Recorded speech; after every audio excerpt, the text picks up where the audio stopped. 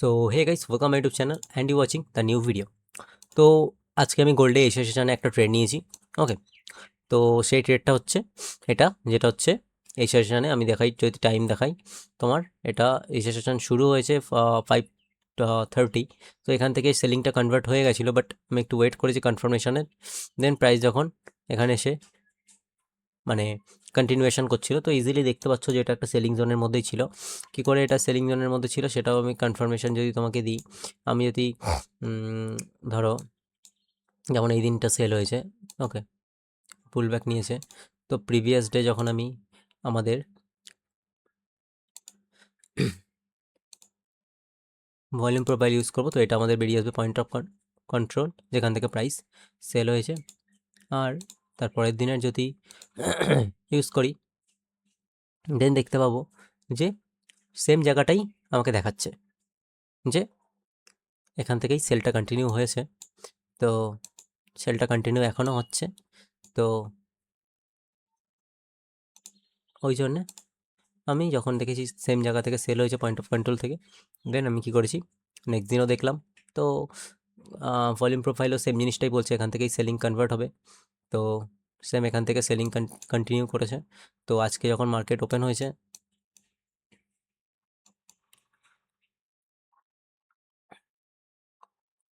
ওকে, আজকে যখন market open হয়েছে, দেন আমি এখানে ট্রেড নিয়েছি 1:8 পেয়েছি। যে এই ট্রেডটা হচ্ছে এটা, যেটা আমার ট্রেডিং ফান্ডিট হাইভে ট্রেডিং, ওখানে যেটা হচ্ছে গোল্ডে সেল করেছিলাম।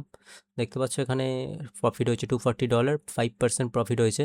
আর রিস্ক ছিল যেটার আমার, রিস্ক এখানে হয়তো দেখায় না, ওকে, তাও রিস্ক ছিল আমার $30 সামথিং,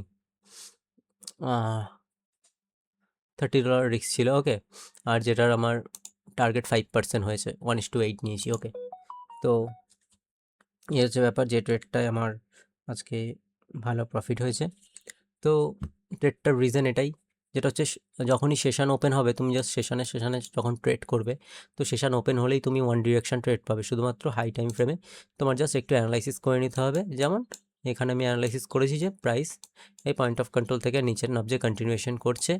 তো কন্টিনিউয়েশন করবে এখান থেকে অনেকটাই, ওকে। তো সেম এই জায়গাটাও আমি যদি তোমাকে ভলিউম প্রোফাইল ইউজ করে দেখাই, সেম জিনিসটা আমি ভলিউম প্রোফাইল জাস্ট ফর কনফার্মেশনের জন্য ইউজ করি। যেমন দেখতে পাচ্ছ প্রিভিয়াস ডের ভলিউম প্রোফাইল, তো এই শেপটা, এটা দেখতে পাচ্ছ একটা ডি শেপ তৈরি হচ্ছে না। যখনই এরকম ডি শেপ তৈরি হবে, দেন তুমি বুঝে যাবে নেক্সট দিন কী হবে, তোমার সাইড ওয়াইজ থাকবে। যেমন এটা দেখো ডি শেপ তৈরি হয়েছে না, একটা D shape, that means market side wise জোনে থাকবে। আর এটা কোন শেপ, পি শেপ তৈরি হয়েছে, তাই তো, পি শেপ। আই থিঙ্ক বুঝতে পারছো তোমরা প্রপারভাবে। তো পি শেপ যখনই তৈরি হবে, দ্যাট মিন্স মার্কেটে আজকে বায়ার্সরা ইন কন্ট্রোল থাকবে, সরি সেলার্সরা ইন কন্ট্রোল থাকবে। আর যখন মার্কেট বি শেপ তৈরি করে, দ্যাট মিন্স, আমি দেখাই, কনফিউশন হবে না, পি শেপ মানে সেলার্স ইন কন্ট্রোল। আর যখনই শেপস বি শেপ থাকে, মানে ধরো এরকম, এটার অপোজিট, তখন বায়ার্সরা ইন কন্ট্রোল থাকে। রিজন এটাই যে হাই ভলিউম এরিয়া থেকে লো ভলিউমে প্রাইস আসে। যেমন এখান থেকে প্রাইস সেল হয়ে হয়ে নিচে আসছে। তো দেন যদি তোমাকে দেখাই, যেটা হচ্ছে ধরো ফর এক্সাম্পল আমি ধরো এই দিনটা দেখাই, এই দিনটায় আমি যদি তোমায় দেখাই ভলিউম প্রোফাইল ড্র করে, তাহলে এটা দেখবে, এটা কোন শেপ, এটা ডি শেপ, তাই না?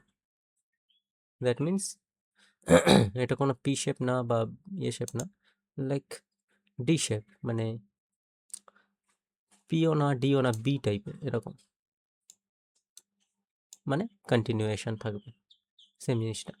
বি শেপ যখন হয় মার্কেটে, ডি শেপ যখন থাকে তখন তারপরের দিন সাইড ওয়াইজ হয়। পি শেপ যখন থাকে পরের দিন সেলিংয়ে কনভার্ট হয়। বি শেপ যখন থাকে তখন সেলিং কন্টিনিউয়েশন করে।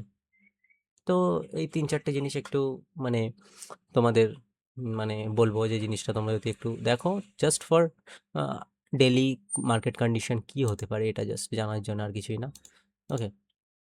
তো এটাই হচ্ছে ব্যাপার, আর রিজন এটাই, আমি কনফার্মেশন পেয়ে ওয়েট করেছি আর ট্রেড করেছি, that's it. Thank you for watching guys.